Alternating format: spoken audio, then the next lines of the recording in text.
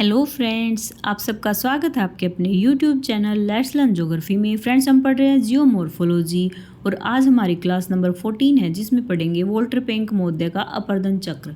तो चलिए friends start करते हैं।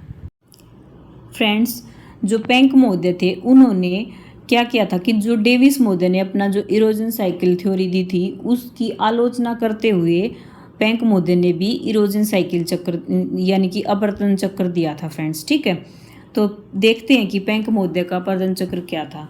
चलिए फ्रेंड्स, जो जो पेंक महोदय थे वो एक जर्मन वैज्ञानिक थे और उनका पूरा नाम था वोल्टर पेंक।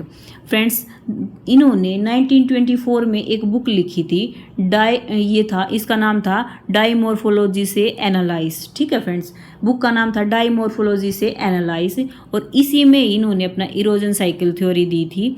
और इसमें इन्होंने क्या बताया था कि कोई भी जो संरचना है उसका उत्थान होता है तभी से ही उसकी इरोजन की प्रोसेस है वो शुरू हो जाती है। और ये है फ्रेंड्स, इसी में इन्होंने जो ये लाइन लिखी है ना, ये मेन लाइन है, क्योंकि इससे क्या है, ये आलोचना करते हुए भी उन्होंने यही कहा था डेविस महोदय की कि डेविस महोदय ने जो 3 स्टेजेस बताई थी इरोजन साइकिल में, फर्स्ट थी यूथ, सेकंड थी मैच्योर स्टेज और थर्ड थी ओल्ड स्टेज।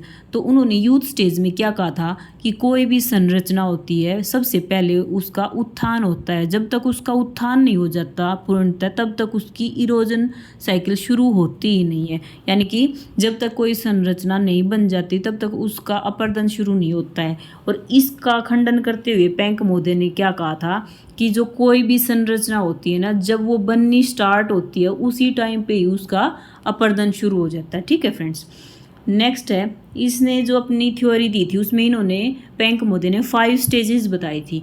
और जो ये 5 स्टेजेस हैं इनके नाम हैं, ये सारे के सारे नाम जर्मन लैंग्वेज में हैं फ्रेंड्स। तो देखते हैं कि ये 5 स्टेजेस कौन सी थी। फर्स्ट थी प्राइमर रूम्फ। प्राइमर रूम्फ जो जर्मन शब्द है इसका हिंदी में अर्थ होता है प्राथमिक। सेकंड है अफस्त जिंदे। अफस्त जिंदे का अर्थ होता है हिंदी में आरोही। थर्ड है ग्लीचे फॉर्मिंगे। ग्लीचे फॉर्मिंगे का मीनिंग है फ्रेंड्स एक समान।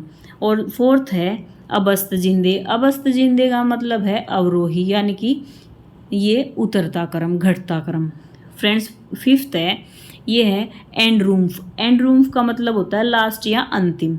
और फ्रेंड्स, जो सेकंड, थर्ड और फिफ्थ, ये फोर्थ नंबर है, जो अफस्त जिंदे, गलीचे फॉर्मिंगे और अबस्त जिंदे, इन तीनों को मिला के जो पेंक महोदय थे उन्होंने इसका नाम दिया था एंटविंकलंग, और जिसका अर्थ था भूदृश्य विकास। ठीक है फ्रेंड्स, आगे देखते हैं।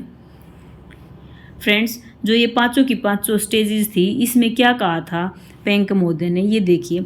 फर्स्ट है प्राइम रूम्फ। प्राइम रूम्फ में क्या था फ्रेंड्स, उन्होंने बताया था कि जो ये फर्स्ट स्टेज होती है इसकी इरोजन की, इसमें जो कोई भी जो नदी घाटी है वो दिखाई नहीं देती है, लेकिन क्या होता है इसमें जो स्ट्रक्चर होता है उसका उत्थान तेजी से होता है, तीव्र गति से उसका उत्थान हो रहा होता है, लेकिन साथ साथ क्या है कि उसका अपरदन भी हो रहा होता है। ठीक है फ्रेंड्स, फर्स्ट स्टेज थी ये प्राइम रूम्फ।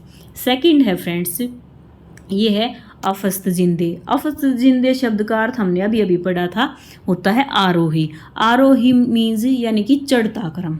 तो इसमें क्या होता है, इसमें जो नदी घाटियाँ होती हैं वो गहरी होती रहती हैं। ठीक है, और स्थलखंड जो होता है जिसका उत्थान हुआ होता है वो तीव्र गति से ही उसका उत्थान और अधिक हो रहा होता है, और जो इनकी सापेक्षिक जो ऊंचाई होती है वो बढ़ती रहती है। इसमें जो अपर और जो लोअर कर्व होता है वो ऊपर उठते रहते हैं फ्रेंड्स। ठीक है, एक बार फिर से देख लेते हैं अफस्त जिंदे को। फ्रेंड्स, इसमें क्या है कि जो इस अवस्था में नदी घाटियाँ हैं वो गहरी होती हैं, जो नदी घाटियाँ होंगी वो गहरी होती रहेंगी फ्रेंड्स। ठीक है, और जो स्थलखंड होंगे वो तीव्र गति से इनका ये अपलिफ्ट होते रहेंगे, और जो इनकी सापेक्षिक ऊंचाई, मान लो ये स्थलखंड है, ये ऊपर की ओर अपलिफ्ट हो रहे हैं तो इनकी सापेक्षिक जो ऊंचाई होगी वो तो बढ़ती ही जाएगी ना फ्रेंड्स। और जो अपर कर्व और जो लोअर कर्व होगा वो दोनों के दोनों ही ऊपर उठते रहते हैं। ठीक है फ्रेंड्स, आगे है तीसरा। तीसरे में हम पढ़ेंगे ग्लीचे फॉर्मिंगे। चलिए फ्रेंड्स देखते हैं ग्लीचे फॉर्मिंगे। इसमें क्या कहा है, ग्लिंचे फॉर्मिंगे जो वर्ड है उसका मीनिंग है एक समान। तो इसमें क्या होता है कि जो उत्थान होता है और जो अपर्दन होता है, उत्थान भी और अपर्दन भी ये दोनों ही समान दर से होते हैं फ्रेंड्स, ठीक है। इसमें क्या होता है कि मान लो कोई भी जो पर्वत श्रेणी है उसका उत्थान हो रहा है तो क्या है उसमें साथ साथ उसका अपर्दन भी होएगा। अपर्दन कैसे होगा कि मान लो ऊपर से रेनफॉल गिर रही है इस श्रेणी के ऊपर, तो रेनफॉल गिरेगी तो ये श्रेणी है इसका कटाव भी तो होगा ना। तो इसमें क्या हुआ कि उत्थान तो हुआ लेकिन साथ साथ अपर्दन भी हुआ। तो इनमें दोनों में समान दर होती है, अपर्दन की भी और उत्थान की भी, ठीक है फ्रेंड्स। इसमें जो पर्वत श्रेणियों की जो चोटियां होती हैं वो तीव्रता से अपर्दित होती है। ये मैंने अभी बताया है कि मान लो रेनफॉल होगी तो वो जो चोटियां होंगी जो उत्थित होंगी तो धीरे धीरे रेनफॉल से उनका कटाव भी होगा, और जब वो कटाव बंद हो जाएगा तो क्या होगा, कटाव जो चोटी थी उसका तो कटाव बंद हो जाएगा, रेनफॉल बंद हो जाएगी, लेकिन जो ये नदी थी वो घाटी को गहरा कर रही थी तो वो घाटी को गहरा करती ही रहेगी फ्रेंड्स, ठीक है। आगे देखते हैं अबस्त जिंदे। अबस्त जिंदे में क्या है फ्रेंड्स, इस वर्ड का मीनिंग ही क्या है, अवरोही। तो इसमें जो है जो अपर कर्व और जो लोअर कर्व होगा ना तो उसकी जो ऊंचाई है वो घटती रहती है फ्रेंड्स। और इसमें जो पर्वत होते हैं वो 45 डिग्री का ढाल बनाते हैं, 45 डिग्री का ढाल बनाते हैं और इनकी जो शेप होगी वो कोनिकल शेप दिखाई देती है फ्रेंड्स, ठीक है। ये था अबस्त जिंदे। आगे देखते हैं, ये लास्ट है फ्रेंड्स, ये है एंड्रम्फ। एंड्रम्फ यानी कि अंतिम। इसमें क्या होता है, जो नदी होती है ना वो अपने आधार तल को प्राप्त कर लेती है फ्रेंड्स, नदी अपने आधार तल को प्राप्त कर लेती है और क्या होता है कि पेनीप्लेन बन जाता है, समप्राय मैदान बन जाते हैं और ये सरल रेखा की तरह इसका ढाल दिखाई देता है। और जो लास्ट में जो चट्टानें होती हैं वो चट्टानें छोटी छोटी ढाल के रूप में दिखाई देंगी, उनको हम कहेंगे इंड्रम, एंड्रम कहेंगे फ्रेंड्स। ये वही है जो हमने डेविस मोदे के जो मोनोडनोक पढ़े थे, वही है ये वाला।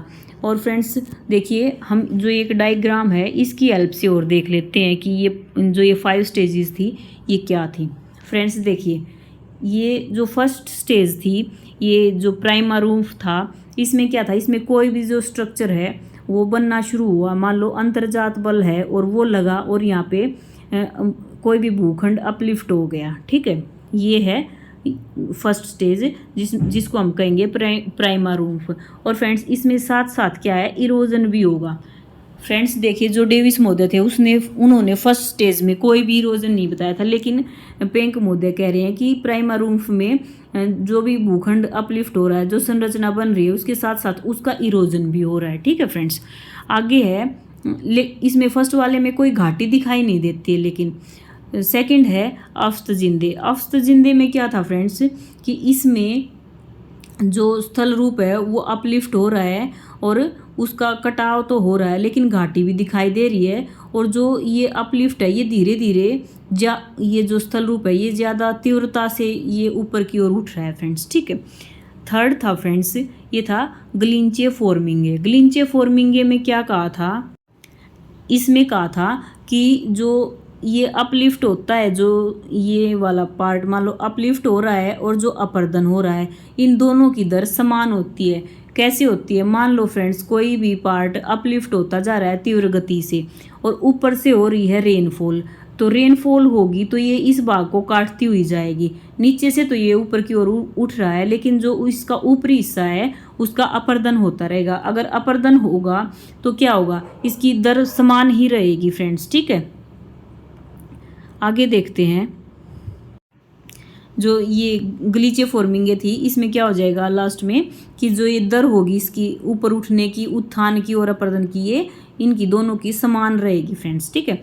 जो थर्ड था अबस्त जिंदे। अबस्त जिंदे में क्या था कि जो पार्ट अपलिफ्ट हो रहा है और अपर्दन हो रहा है, इसमें क्या होगा कि जो इनकी जो सापेक्ष जो ऊंचाई है वो कम होती हुई दिखाई देगी। इनकी जो सापेक्षित जो ऊंचाई होगी वो कम होगी, ये जो ऊपर वाले कर्व की भी और नीचे वाले कर्व की भी, ठीक है फ्रेंड्स। और जो ये था अफ्स्त जिंदे, ग्लीचे फॉर्मिंगे और अबस्त जिंदे, इन तीनों को मिलकर क्या कहा, इनको कहा इंट्विंकलंग, ठीक है फ्रेंड्स। और जो लास्ट स्टेज थी वो थी एंड्रम्फ। एंड्रम्फ में उन्होंने क्या कहा कि एंड्रम्फ में बिल्कुल सरल रेखीय ढाल बनाते हैं नदियाँ, और क्या होता है, ये समप्राय मैदान दिखाई देते हैं एंड्रम्फ में, और जो छोटे छोटे टीले दिखाई देते हैं इनको कहते हैं एंड्रम्फ।